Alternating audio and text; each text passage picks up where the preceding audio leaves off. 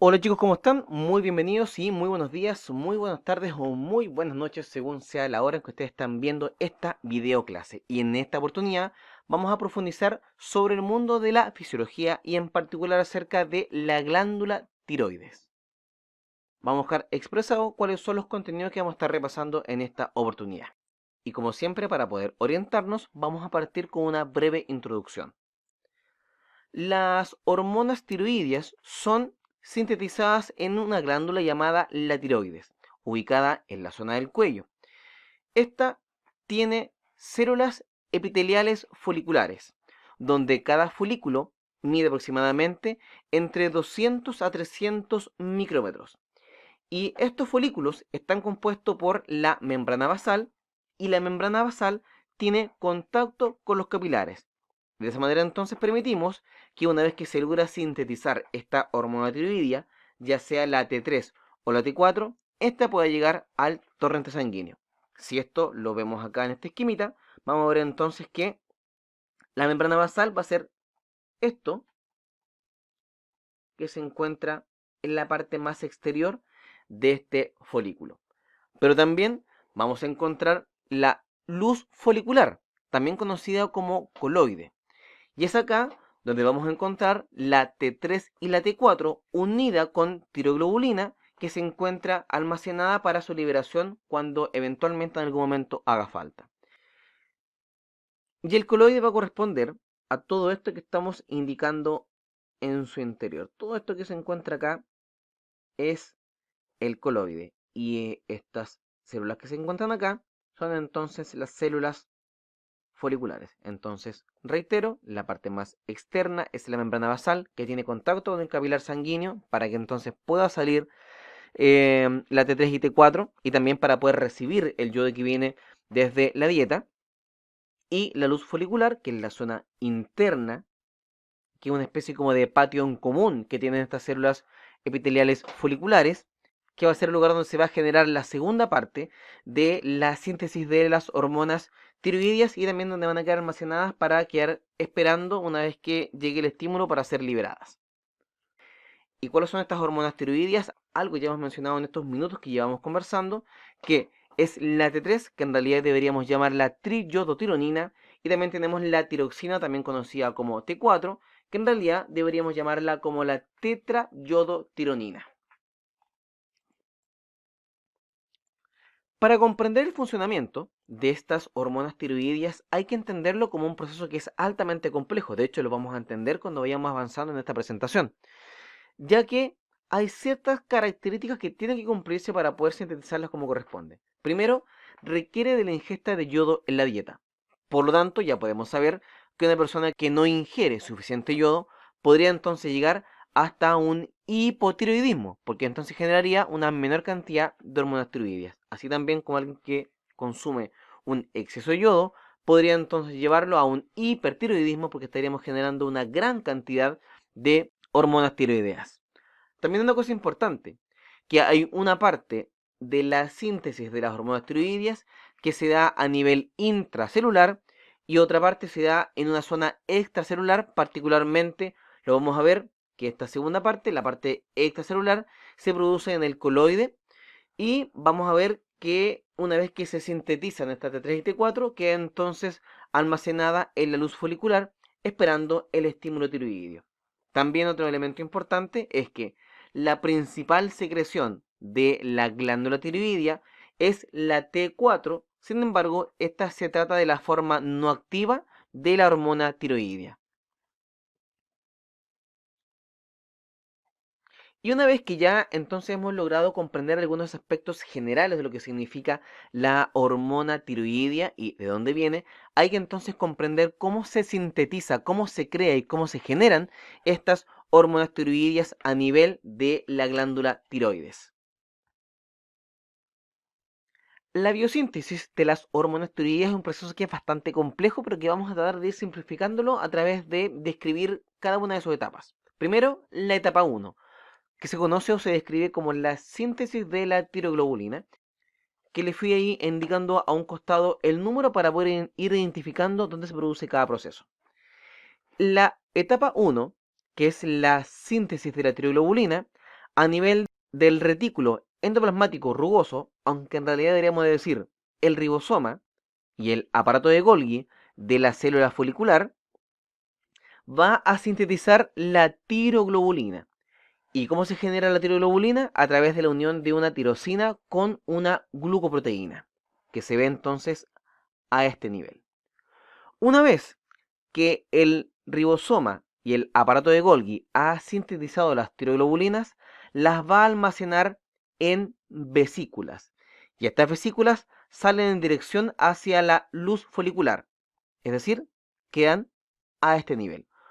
Si lo llevamos a esta esquemita, vemos entonces que hay una parte de este proceso, que es la formación de la tiroglobulina, que se da al interior de la célula folicular, y una vez que ya se sintetizó esta tiroglobulina, la tiroglobulina se almacena dentro de vesículas y la vesícula se va hacia la luz folicular, también llamado coloide, también reconocido como esta especie de patio en común que tienen todas las células foliculares de la tiroides.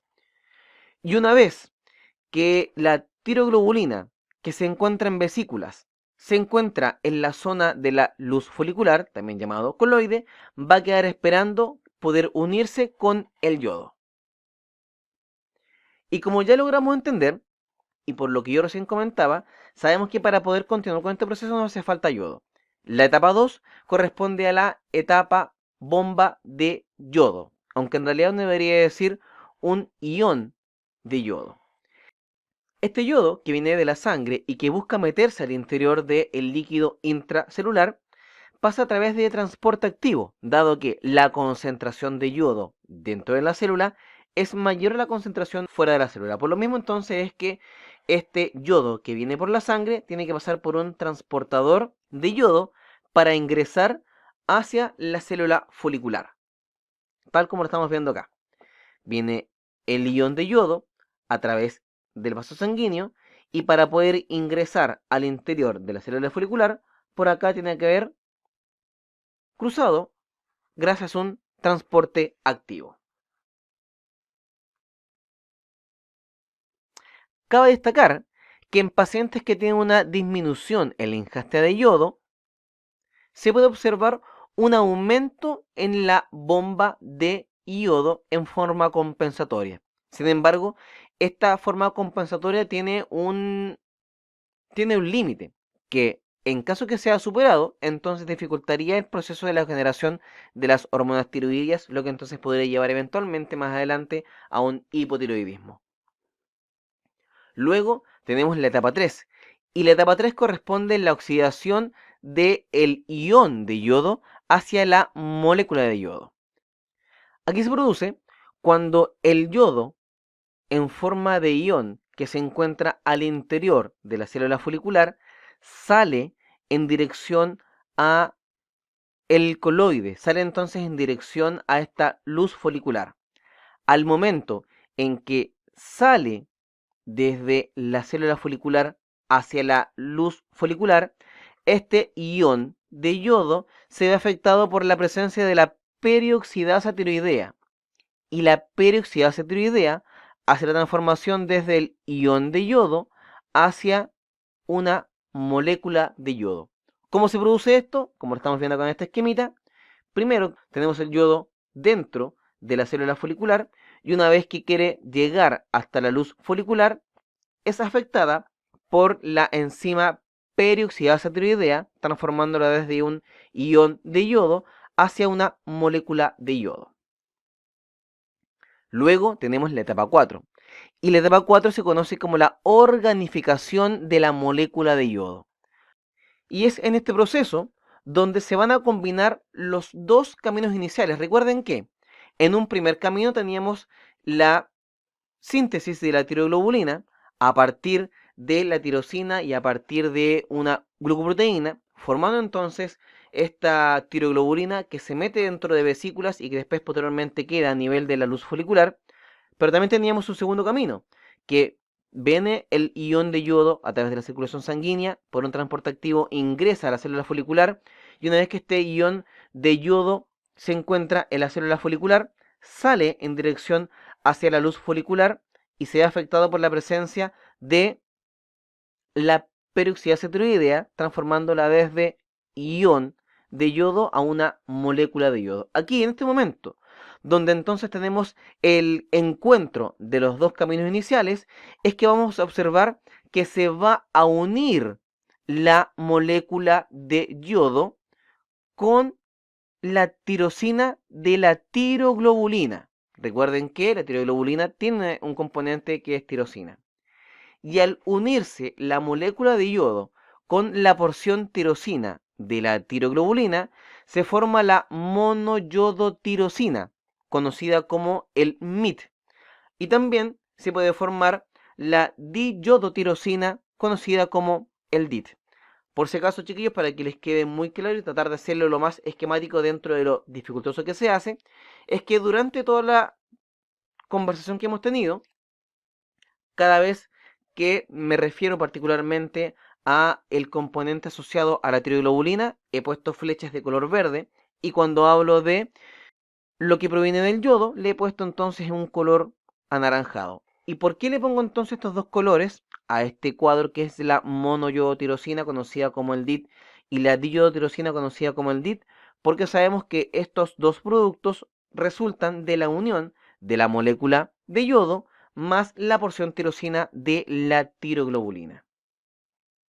Y en este momento, una vez que ya tengo la formación de la monoyodotirosina y de la diyodotirosina, tanto MIT y DIT quedan en la luz folicular, es decir, quedan adentro de este espacio. Luego tenemos en la etapa 5, que se conoce como la reacción de acoplamiento. Aquí vamos a ver que se va a juntar una diyodotirosina más una segunda diyodotirosina, formando entonces la T4. La verdad es que tiene cierto sentido, porque la diyodotirosina tiene dos moléculas de yodo, así que si juntamos dos moléculas, cada una con dos yodos, nos da entonces lugar a la formación de la T4. ¿Por qué me está diciendo acá que habrían entonces cuatro moléculas? También podemos observar que se va a producir la unión de una monoyodotirosina más una diyodotirosina y que da entonces lugar a la formación de T3. Ojo, tanto la transformación de dos diyodotirosina en T4 como la unión de una monoyodotirosina más una diyodotirosina siempre va a ser efecto de la presencia de la enzima llamada la peroxidasa tiroidea. Por lo tanto, este proceso que vemos acá lo hemos reflejado en este nivel. La unión de los MIT con los DIT o bien los DIT con los DIT. Lo que sí cabe destacar que la formación de T4 es 10 veces más rápida y más eficaz que la formación de T3. Pero ojo, también es posible que eventualmente yo me encuentre con monoyodotirosina o diyodotirosina residual, que es aquella que no logró unirse con otro complemento para formar tanto T3 como T4. El tema está en que tanto T4, T3 como el DIT y el MIT residual siempre siguen estando unidos a una tiroglobulina al interior de la zona o la luz folicular, como les comentaba, también conocida como coloide. Luego tenemos la etapa 6, conocida como la endocitosis de la tiroglobulina. En este caso vamos a ver que se va a producir una endocitosis por parte de la célula. ¿Qué quiere decir? Recordemos que hasta este momento tenemos que la formación de T3, T4, MIT y DIT residual se encuentran en la luz folicular, es decir, se encuentran dentro de este espacio en común que tienen las células foliculares. Cuando ya tenemos sintetizada tanto T3 y T4 y recibimos el estímulo suficiente para poder liberarlas a la circulación sanguínea, entonces vamos a generar la endocitosis. Algunos libros hablan de epinocitosis, otros hablan de fagocitosis, pero en términos generales vamos a ver que se produce una endocitosis. ¿Por qué? Porque la célula va a atraer y va a, comillas, tragarse estas vesículas que contienen tanto T3, T4, también como MIT y DIT residual. Así que en este momento, en la vesícula que contiene T3, T4, MIT y DIT, se va a encontrar ahora al interior de la célula folicular. Luego viene la etapa 7, que es la liberación de T3 y T4 de la tiroglobulina por parte de enzimas lisosomales. Una vez que se encuentran estas gotas de tiroglobulina que contienen T3, T4 y los MIT y los DIT residuales, vamos a ver que la membrana del lisosoma se va a unir con esta gota de tiroglobulina, para que luego entonces tengamos la unión de esta gota de tiroglobulina con el lisosoma, para que posteriormente las proteasas lisosomales sean capaces de hidrolizar la unión de T3 con tiroglobulina, T4 con tiroglobulina y el MIT y el DIT residual con tiroglobulina. Todo esto gracias a que el lisosoma, con sus enzimas del tipo proteasa, entonces liberen estas hormonas. Una vez que fueron separadas T3 y T4 de la tiroglobulina, T3 y T4 a través de la exocitosis son liberadas hacia la sangre y ahora se encuentran en la sangre lista y dispuesta para viajar y para poder entonces cumplir su función a través del organismo. Ahora, sin embargo, la historia no termina acá, porque recordemos que aún nos queda algo dentro de esta gota de tiroglobulina que ahora tiene restos porque fue hidrolizada por parte de las enzimas lisosomales. Aún tenemos el MIT y el DIT residual.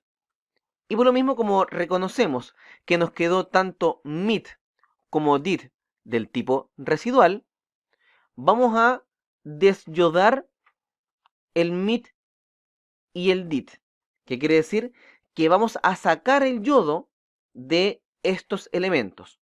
Por lo tanto, el MIT y el DIT se someten a la enzima desyonidasa.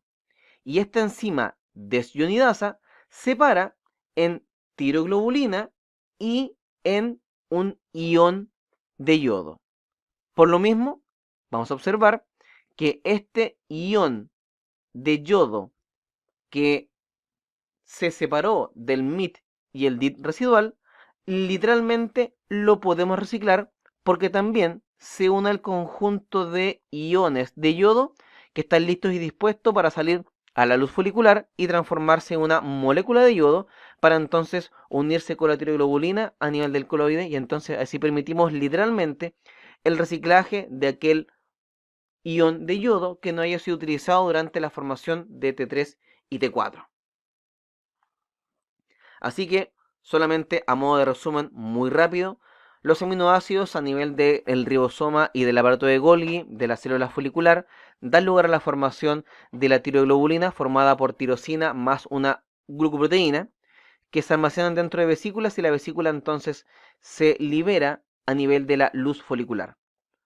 Por otro camino, vemos que el ion de yodo que viene a través de la circulación sanguínea entra a la célula folicular gracias a un transporte activo porque tengo una mayor concentración de yodo adentro que afuera y una vez que este yodo se encuentra adentro, el ion de yodo se transforma en una molécula de yodo gracias a una enzima llamada la peroxidasa tiroidea.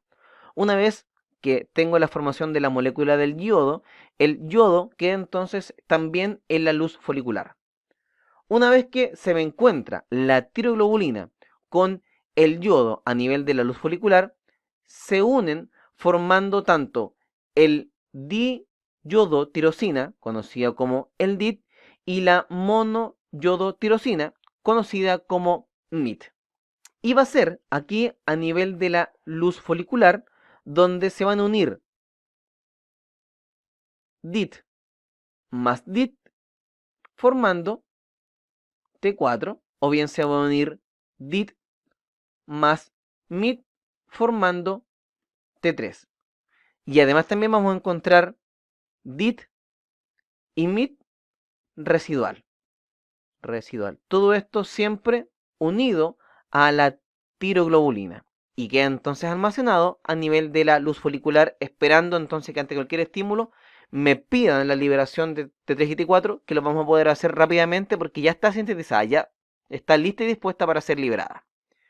Cuando entonces esta célula folicular a nivel de la tiroides recibe el estímulo, entonces es la indicación de que la célula folicular debe hacer la endocitosis, debe comerse a estas gotas de tiroglobulina, como es el nombre técnico, para que esta gota de tiroglobulina ingrese desde la luz folicular en dirección hacia la célula folicular, para posteriormente que esta gota de tiroglobulina se una con la membrana del lisosoma para que el lisosoma entregue sus enzimas del tipo proteasa lisosomal, que va a buscar entonces romper esta gota, porque al romper esta gota permite la liberación tanto de T3 como T4 a la circulación sanguínea, quedando entonces pendiente lo que ocurre con el DIT y el MIT. Sin embargo, este proceso para el MIT y el DIT tampoco es tan caótico, porque por efecto de la enzima desionidasa se va a separar la tiroglobulina del ion de yodo y cada uno de ellos pasa entonces a un proceso de reciclaje. El yodo vuelve entonces hasta la línea de formación de la molécula de yodo y la tiroglobulina también se vuelve a almacenar dentro de vesículas para estar lista y dispuesta para un segundo estímulo o un segundo proceso de liberación. De ahí entonces que recién les comentaba que una parte de la síntesis de las hormonas tiroideas se da a nivel intracelular y otra parte se da a nivel extracelular. Y hasta este punto de la historia hemos conversado claramente de cómo se produce la T3 y T4 y cómo se libera entonces al torrente sanguíneo. Lo que entonces hay que comenzar a hablar ahora es qué ocurre una vez que esta hormona ya comienza a circular a través de la sangre. ¿Cómo es que estas hormonas tiroideas pueden circular a través de la sangre? A través de que van viajando unida a proteínas. Esta van unida a globulina y también van unida a albúmina, recordando que la albúmina es una de las principales proteínas presentes dentro de nuestro cuerpo. Pero también podemos encontrar que vamos a observar la presencia de T3 y T4 en forma libre. Y estas que se encuentran en forma libre son aquellas que tienen la respuesta fisiológica dentro del organismo. Sin embargo, cuando vemos que una hormona tiroidea, ya sea T3 o T4, va viajando unido a una proteína, esta puede quedar libre, y al quedar libre se convierte entonces también en una hormona capaz de generar una acción del tipo fisiológico. Sin embargo, hay ciertos elementos que logran generar cambios en la concentración de las tiroglobulina. Por ejemplo, pacientes con insuficiencia hepática. Un paciente que tiene insuficiencia hepática es un paciente que disminuye la capacidad de producción y de síntesis de albúmina. Por lo tanto, como tenemos una menor cantidad de albúmina disponible, es posible observar una mayor cantidad de fracción libre de la hormona. Y por lo tanto, el aumento de la fracción libre de T3 y T4 va a inhibir la secreción por parte de la glándula tiroidea. También vamos a ver que el embarazo también puede ser el causante de un cambio de la concentración de tiroglobulina. ¿Por qué? Porque el embarazo hace que el aumento del estrógeno aumente la presencia de las tiroglobulinas. Y por lo tanto, al haber una mayor cantidad de tiroglobulina, hay una menor cantidad de fracción libre de hormonas. Y como hay una menor cantidad de hormonas libres disponibles, esta falta de la hormona va a estimular la síntesis por parte de la glándula tiroide. Lo que significa entonces que ante el aumento de la fracción libre, vemos que se inhibe la glándula tiroidea, pero cuando disminuye la fracción libre, vemos que hay un estímulo de la glándula tiroidea, es porque está dado producto de un feedback de carácter negativo. La hormona activa, que entonces genera los cambios fisiológicos dentro del cuerpo, es la T3. Y la T4, que puede ir viajando libre, va a actuar únicamente como un elemento de reservorio o como un elemento que permite obtener rápidamente T3. ¿Cómo obtenemos desde T4 a T3? por efecto de la hormona 5'-ionidasa. Y esta 5'-ionidasa transforma la T4 en T3 a través de quitar de la estructura de T4 la T3 reversa. Entonces les insisto, el T4, por efecto de la 5'-ionidasa, se transforma en T3 dejando como un residuo la T3 reversa.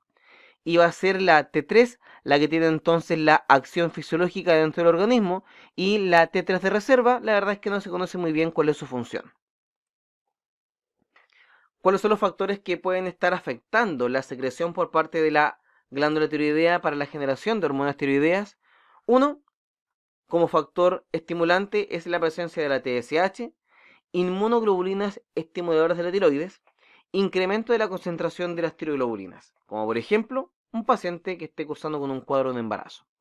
Pero también podemos ver que hay ciertos factores que inhiben la producción de esta hormona tiroidea. Por ejemplo, la deficiencia del ion de yodo, la deficiencia de la desionidasa, la ingesta excesiva de yodo, la presencia de perclorato de tiocianato, el propiltiuracilo y la disminución de la concentración de las tiroiglobulinas, como por ejemplo en un paciente con enfermedad hepática. Si seguimos avanzando y buscamos explicar cómo se regula la liberación de las hormonas tiroideas y la actividad de la glándula, tiene mucho que ver con el comprender este esquema. Recordemos que el hipotálamo genera la hormona llamada la TRH, que es la hormona liberadora de tirotropina. Y por lo tanto, esta TRH llega hasta la hipófisis anterior para que la hipófisis anterior genere TSH, que es la hormona tiroestimulante, para que la TSH llegue hasta la glándula tiroides, para que la glándula tiroides genere T3 y T4. Sin embargo, es el incremento de la concentración de T3 y T4 que da el aviso a la hipófisis para que disminuya la secreción de TSH, dando entonces al lugar que entendemos esto como un proceso de un feedback negativo, porque va a ser la misma T4 y T3 que van a estar bloqueando un exceso de producción de T4 y T3. ¿De qué manera se regula la producción de estas hormonas tiroideas una vez que sabemos que tenemos la presencia de la TSH? Bueno, la verdad es que la glándula tiroidea va a recibir dos diferentes estímulos para poder incrementar la producción de estas hormonas. La célula de la glándula tiroides tiene receptores de TSH y por lo tanto, cuando la TSH se une con el receptor de TSH, la adenilato ciclasa genera AMP cíclico. Y va a ser este proceso el que entonces va a estimular el aumento de la síntesis de T3 y T4, pero también podemos ver que se va a observar un efecto trófico. Y si se mantiene de manera permanente la presencia de TSH en el receptor de TSH, habría mucha adenilato ciclasa, mucho AMP cíclico. Por lo tanto, le estaríamos indicando a esta glándula que tiene que comenzar a crecer para poder generar una mayor cantidad de hormonas, porque estaría entonces con un estímulo permanente. Y esto puede entonces dar lugar a una hipertrofia e hiperplasia, que eso se conversa justamente en la clase de respuesta celular al estrés, cuando se habla justamente de la diferencia entre hipertrofia e hiperplasia y qué significa cada una de ellas. Pero ojo, también podemos observar que la glándula tiroidea también va a recibir una sustancia distinta a nivel del receptor de TSH, distinto a la hormona. Y aquí se produce un problema, porque la inmunoglobulina G se puede unir a nivel del receptor de TSH. ¿Cuál es el problema? Cuando la inmunoglobulina G se une con el receptor de TSH, se genera la misma respuesta, tal como si fuera el estímulo por parte de la TSH, lo que entonces al paciente genera un aumento de la producción de T3 y T4, pero en este caso asociado a una patología autoinmune. ¿Por qué? Porque recordemos que la inmunoglobulina pertenece al mundo del sistema inmune, que va a hacer entonces que se vea, comillas, engañada la glándula, porque la glándula va a interpretar que tiene TSH cuando en realidad es una inmunoglobulina G, lo que va a incrementar entonces el proceso de la síntesis de T3 y T4. Habría también un efecto trófico de manera prolongada, pero esta vez podría dar lugar a un bocio, es decir, el aumento gigante del tamaño de la glándula tiroidea, conocido como la enfermedad de Graves. Y ya para ir finalizando, vamos ahora a hablar respecto a cuáles son las funciones que tienen estas hormonas tiroideas.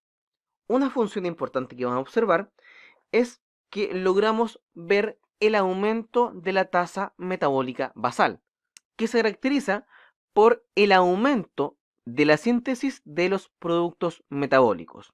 Es decir, aumenta la velocidad de funcionamiento del cuerpo.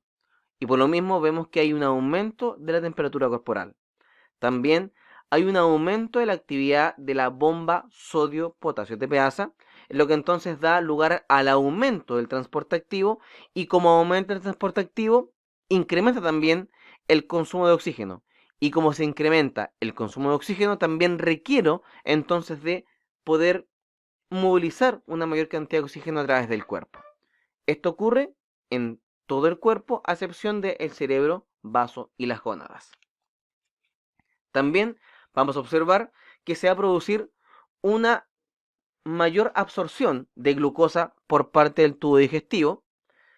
Por ello, también entonces aumenta la actividad de la bomba sodio-potasio TPasa y el consumo de oxígeno.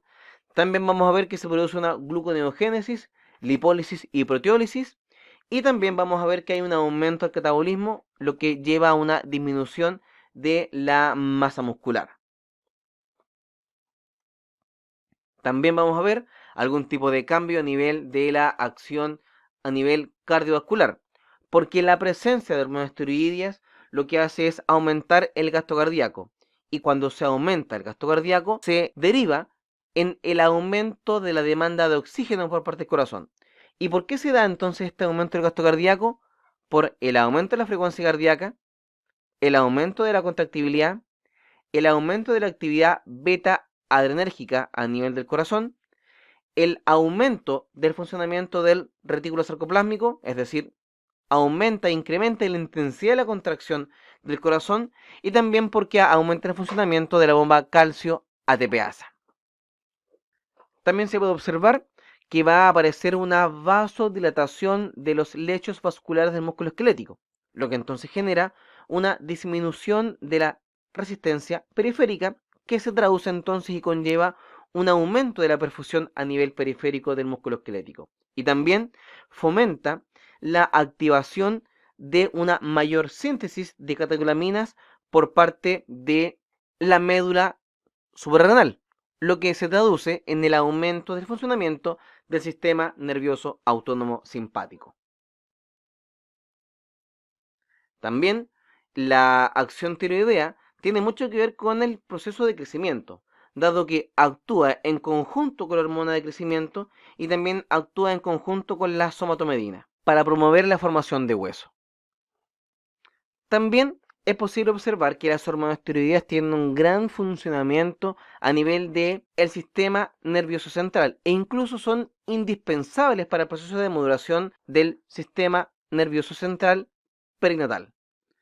Por lo mismo, la ausencia de estas hormonas puede causar perfectamente enfermedades de gran consideración. Por ejemplo, el hipotiroidismo perinatal, es decir, la disminución de la presencia de las hormonas tiroideas en el proceso perinatal, puede llevar perfectamente a un proceso de un retraso mental de carácter irreversible, conocido habitualmente como la enfermedad del cretinismo.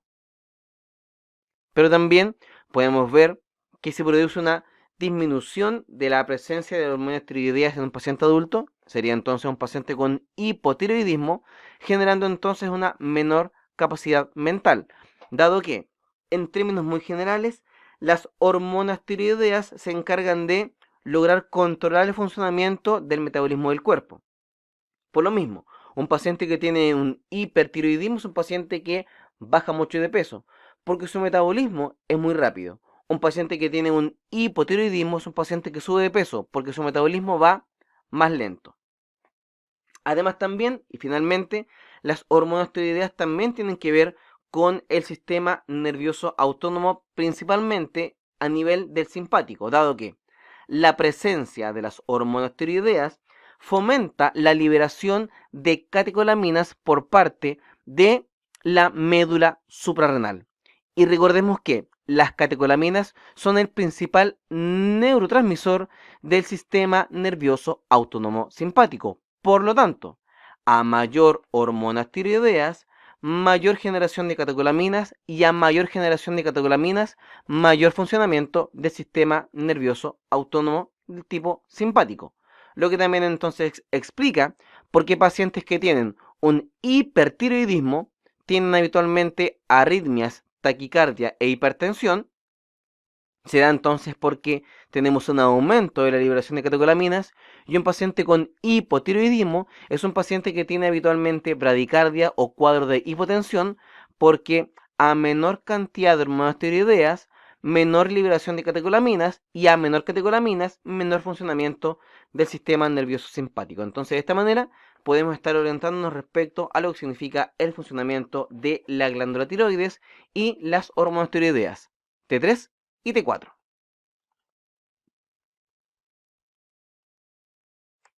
Y sin nada más que decir, chiquillos, nos vemos en una próxima oportunidad. Chao, chao.